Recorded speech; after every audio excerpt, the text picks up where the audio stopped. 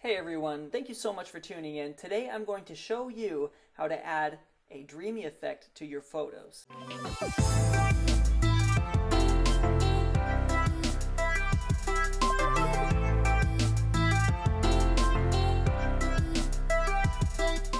Take a look at this area here. You can see a nice, soft, warm, glowing light. This isn't a camera trick. This is actually only able to be accomplished in post-processing.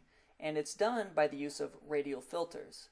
So if we click on radial filters, we can see that one has been added. So I'm going to click on this filter and I'm going to delete it to show you what this picture looks like without this filter.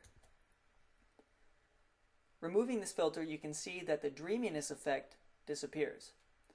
Well, today I'm going to show you guys how to add a filter and give your photo that dreamy effect that you're looking for. So the first thing that we need to do is open up a new radial filter, and we want to put it about where the sun would be, about right here, and we're going to stretch it out, and it's going to partially cover your subject.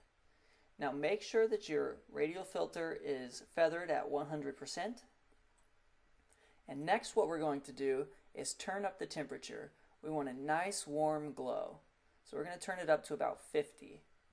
It might vary on your images, so you'll just have to adjust that accordingly. So once we got the temperature turned up a little bit, we're going to next turn up the exposure. And just go based on your eye. You don't want it extremely bright, but you do want it bumped up quite a bit. Next, we're going to drop down the highlights. Just a little bit here. It looks good at about 26.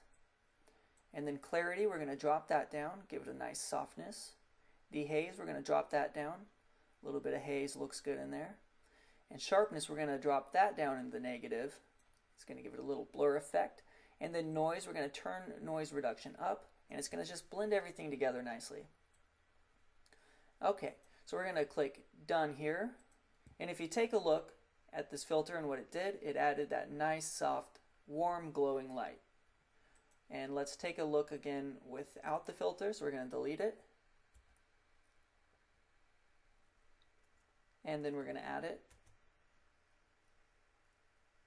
So as you can see, it's a huge difference that this radial filter adds.